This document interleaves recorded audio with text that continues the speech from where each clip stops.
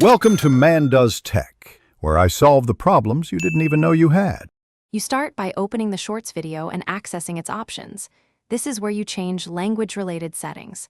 Once you tap the three-dot menu, you'll see Edit or Settings if it's your upload. Make sure you're signed into the uploader account because many language controls require owner access. If you didn't upload it, use captions or subtitle tools instead.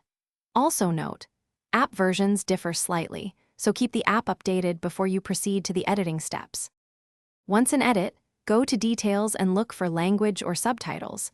This is the core step for changing how viewers perceive the short.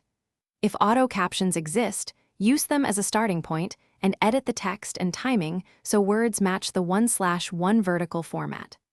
Alternatively, upload an SRT file for precise control and choose the target language tag. Make sure to preview short segments, especially the first 15 seconds, because shorts rely on immediate clarity to engage viewers.